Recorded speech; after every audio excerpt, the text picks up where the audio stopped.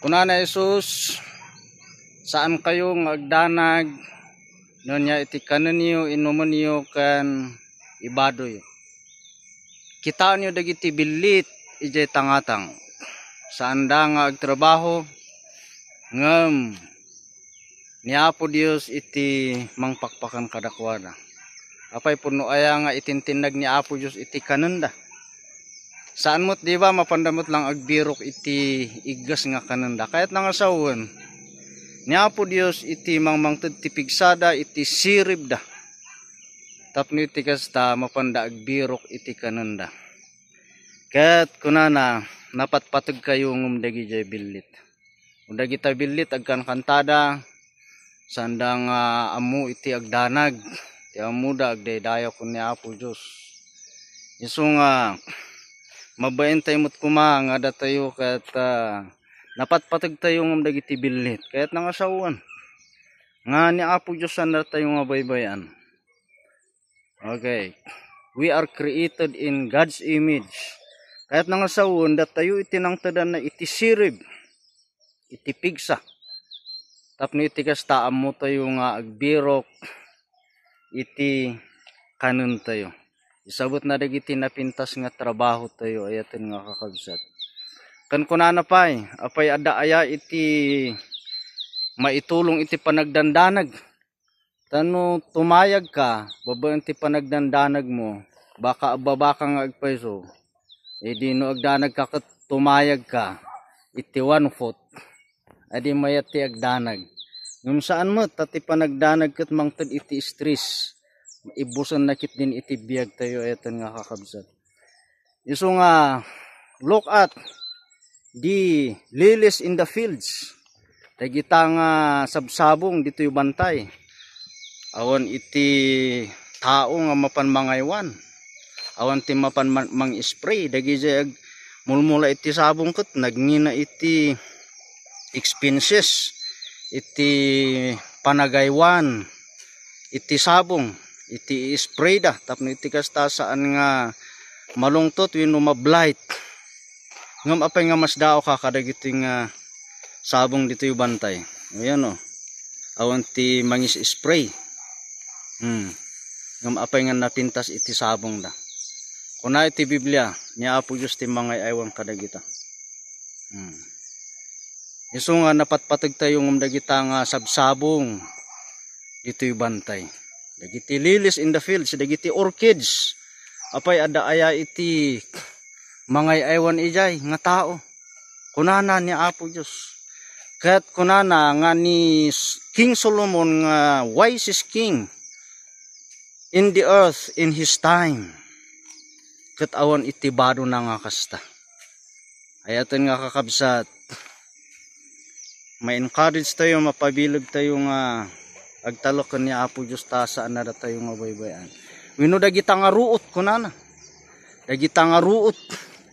Mas naparpartak da pay nga tumubong am dagi jay imulat tayo. Ket ini iti kunana Jesus ni Apo Dios iti mangkawkawas kadagita nga ruot ayaten nga kakabsat. Isu nga anya iti lesson tata. Kunana agtalok tayo kana Jesus. Nga so iti source, iti pigsa tayo, iti sirib tayo. Saan na da tayo nga baybayan. Isut mangisabot kadagiti kasapulan tayo. Kat ijay Matthew 6:33 kunana birukan tayo nga umuna iti pagarian na. Inyati kahit nangasawon iti pagarian na. Iti pagarian ket it is a kingdom nga da iti ari ket iti pagarian ni Apo Dios isu na ti ari hana nga kahit nga saon nga ijay langit ti ibagbagana nuri ket ti ibagbagana okay no ni Apo Dios iti matungtungpal ti biag tayo no namati tayo ken kuana inawat tayo na Jesus kas manubot ken mangisalakan tayo palubusan tayo nga isu na iti matungpal ijay biag tayo. Iti source of all wisdom. Source of everything tayo ayat nga kakabsat. Kahit nangasawan. daytoy iti pagarian ni Apo Dios. Adda kada tayo. Unya ti kunana Jesus, the kingdom of God is within you. At nangasawan, no adda ni Jesus ijay puso tayo. Adda ti pagarian ni Apo Dios kada tayo. Biro kun tayo nga umuna iti pagarian na. Kan iti kinalintag na. Anya iti kinalintag na, it's not our righteousness. Haan nga digizay na imbag nga naramit tayo. Iti righteousness nga ibagbagana ditoy. No dikat iti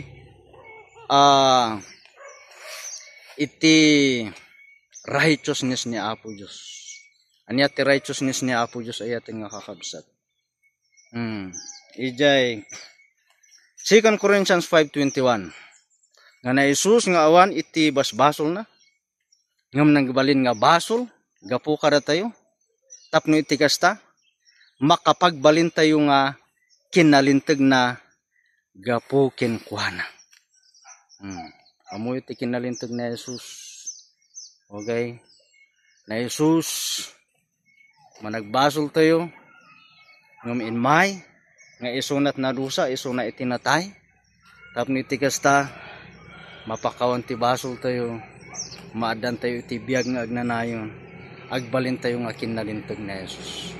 Madan tayo iti baro nga biyag nga nagapuken ko na. And that is the kingdom of God, or that is the righteousness of God. Amen. Iso nga nung mabalbaliwan tayo, that is His righteousness, not our righteousness. Gaputa DJ, righteousness tayo is like filthy rags, narugit nga lupot. Ako na ijay Isaiah 64:6. Amen. So nga this is the this is the righteousness of God.